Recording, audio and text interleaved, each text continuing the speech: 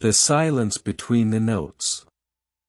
The rain wasn't just falling, it was etching the city in silver, a relentless, whispering downpour that turned neon signs into bleeding watercolors and the pavement into a treacherous, mirrored black. Elara Vance watched it from the third-floor window of her small apartment, her breath fogging a small circle on the cold glass. She wasn't watching the people below, huddled under umbrellas like hurried black mushrooms. She was watching the spaces between them, the patterns the rain made as it slid down the pane, the way a single street lamp cast a wavering, distorted reflection that looked nothing like the solid iron post it represented. This was her habit, this search for the code beneath the surface, the glitch in the matrix of ordinary life. For Elara, reality had always felt like a thin veneer, and lately, it had begun to crack. It had started with the numbers. Not in a dramatic, cinematic way, but with a quiet, persistent insistence. 11:11 on the microwave, 3:33 on the bedside clock, a receipt totaling $22.22. At first, she dismissed it as pattern-seeking, the human brain's desperate need for order in chaos. But then the synchronicities deepened. She'd think of an obscure song from her childhood, a song about a blue rowboat, and a moment later, a stranger on the bus would be humming the same tune. She'd dream of a forgotten friend, only to receive an email from them the next morning after a decade of silence. These weren't frightening occurrences, but they were unsettling. They felt like taps on the shoulder from an invisible presence, a whisper just below the threshold of hearing. The event that truly pulled her in, the one that shattered the veneer completely, happened 3 nights ago. She'd been walking home late, the city unusually quiet, swallowed by a thick, pre-dawn fog. As she passed the mouth of a narrow, brick-paved alley named Whisper Lane, a place she'd walked by 1,000 times without a second thought, a wave of vertigo hit her. It was more than dizziness, it was a visceral sensation of falling sideways, out of her own timeline. The air grew thick and cold, and for a single, heart-stopping second, the fog in the alley coalesced. It didn't form a shape, not exactly, but it suggested one, a tall, slender figure, featureless yet radiating an immense, ancient sadness. And then, a voice, not in her ears but in the very fabric of her mind, clear as crystal, the key is in the silence between the notes. The fog dispersed. The alley was just an alley again, damp and dark. Elara stood frozen, her heart hammering against her ribs. She might have convinced herself it was a hallucination, a trick of fatigue, if not for the object she found at her feet. A small, smooth, obsidian black stone, perfectly oval, still warm to the touch as if it had been held in a hand moments before. She pocketed it and ran home, the feeling of being watched clinging to her like the damp fog. Since then, the stone had become her talisman. It sat now on her desk, a pool of absolute darkness amidst the clutter of her life as a freelance archivist. It was cold now, inert. But holding it, she felt a faint hum, a vibration that seemed to resonate with the base of her skull. It was this stone, and the memory of that voice, that had led her to the old, water-stained book she was now poring over. The Sympathetic Universe, a treatise on resonant reality, by one Dr. Alistair Finch. She'd found it buried in a forgotten corner of the city library, its call number seeming to jump out at her after a morning of fruitless searching. It felt like the book had been waiting for her. Finch's theories were dense, poetic, and borderline heretical to a rational mind. He wrote of the world not as a collection of separate objects, but as a single, vast organism, a symphony of vibrating energy. Thoughts, he claimed, were not mere ephemeral ghosts in the machine of the brain, but actual forces, tiny ripples in this cosmic fabric. Strong emotions, focused intentions, could, according to Finch, create resonant echoes, bending the probability of events, attracting corresponding circumstances, and sometimes, in moments of extreme clarity or trauma, manifesting physically. He called the source of this interconnected field the wellspring, the silent, unmoved mover at the heart of all existence. The goal of the seeker, Finch suggested, was not to acquire power, but to learn to listen, to quiet the internal noise enough to hear the fundamental frequency of the wellspring and align with it. The key is in the silence between the notes, asterisk. Elara read the sentence again, her finger tracing the words. It was uncanny. Finch's entire philosophy was built on that very idea, that true power and understanding lay not in the loud, obvious events of life, but in the quiet, the empty, the potential from which all things spring. She felt a thrill of recognition, a synchronicity so precise it felt like a key sliding into a lock. This was it. This was the path. But a path to what? Her investigation led her, 2 nights later, to a part of the city that time had forgotten. The old warehouse district, a skeletal landscape of rusted iron and crumbling brick, stood silent under a bruised purple sky. The address she'd pieced together from fragments in Finch's book, references to a resonance chamber, and coordinates hidden in a diagram of the celestial spheres, was for a building that wasn't supposed to exist on any modern map. Yet, here it was, a low, wide structure that seemed to hunker down against the elements, its windows boarded up, a heavy chain and padlock securing the main door. The lock, however, was old and rusted. With a sharp tug from the crowbar she'd brought, it snapped open with a groan that echoed unnaturally in the stillness. The air inside was thick with the smell of dust, ozone, and something else, something metallic and sweet, like old electricity. Using her flashlight, she swept the beam across a vast, open space. In the center of the room stood a bizarre construction. It was a sphere, about 10 feet in diameter, made of a latticework of what looked like copper and a strange, dark, non-reflective metal. It was supported by a series of curved arms rising from the concrete floor. Wires, frayed and ancient, snaked away from it into the darkness. This was Dr. Finch's resonance chamber. Not many find their way here, a voice said, soft yet cutting through the silence like a scalpel. Elara spun around, her heart leaping into her throat.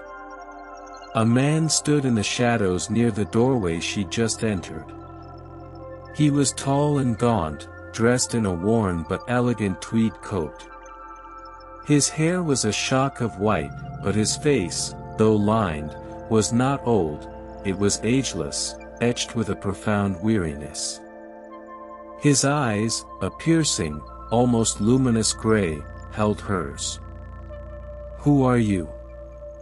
Elara managed, her voice trembling. "A caretaker. Of sorts. My name is Silas. And you are Elara Vance." He stepped into the beam of her flashlight, not squinting. "You have the stone." It wasn't a question. How could he know? She instinctively clutched the obsidian talisman in her coat pocket. It felt warm again. "You've been reading Finch," Silas continued, gesturing vaguely towards the sphere. "He was a brilliant man. Ahead of his time. Or perhaps, perfectly in time, just out of step with everyone else." He walked towards the chamber, running a hand over one of the metal struts. He believed that human consciousness could tune this device, like a radio. That it could amplify one's connection to the wellspring. He thought it could be used for healing, for understanding. "What happened?" Elara asked, her fear subsiding into a burning curiosity. "He underestimated the noise," Silas said, his voice dropping. "The static of the human psyche.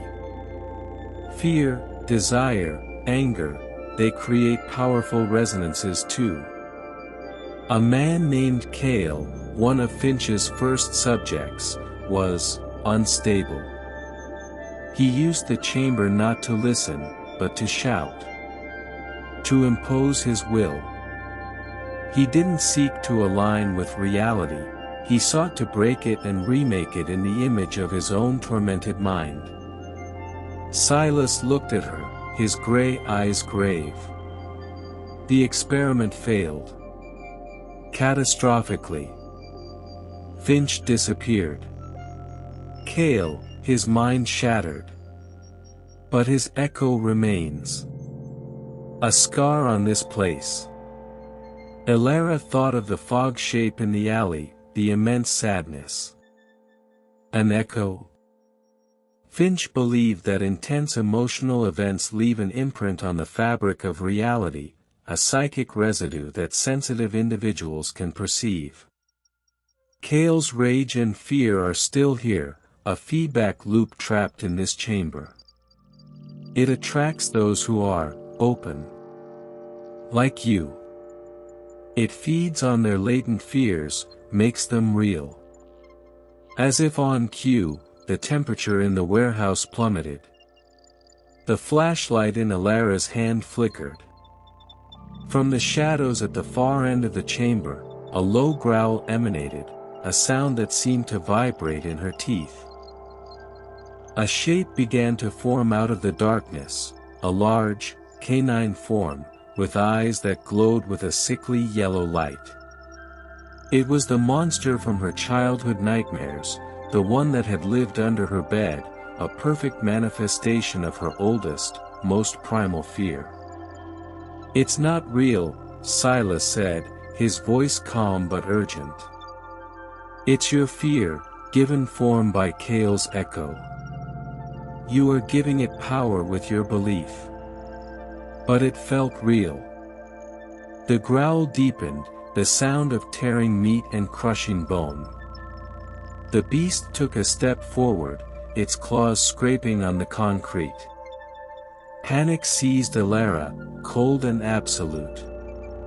She wanted to run, to scream. This was what she had been afraid of all along, that her search for truth would lead her to a horror she couldn't face. The key is in the silence between the notes, asterisk. Finch's words, the voice from the alley, echoed in her mind. The silence between the notes, the space between the fear. She was focusing on the monster, the loud, terrifying note of her panic. But what about the space before the panic? The stillness underneath? She closed her eyes, a terrifying act of will against the approaching menace. She forced her breathing to slow, focusing on the gap between the inhale and the exhale. She stopped feeding the image of the beast with her terror. Instead, she reached for the feeling of the warm stone in her pocket, for the memory of the quiet awe she felt watching the rain. She sought the wellspring, not as a concept from a book, but as a felt sense, a deep, quiet hum at the center of her being. The growling stopped. The oppressive cold receded. She opened her eyes. The monstrous shape was still there, but it was flickering, transparent, like a poorly tuned television image. It was just a shadow, an echo of a forgotten trauma. "It has no power you do not give it," Silas whispered. "The echo needs your energy to live." Elara took a step forward, not in defiance, but in acceptance. She looked at the flickering shadow beast and, instead of fear, she felt a wave of pity. This was Kale's pain, his shattered mind, still lashing out after all these years. It was a tragedy, not a monster. She held the obsidian stone tightly and directed not a thought, but a feeling towards the echo, a feeling of stillness, of peace, of release. The beast dissolved. It didn't vanish with a bang, but simply unraveled into motes of faint light that drifted away into the darkness. The warehouse was silent again, but the silence was different now.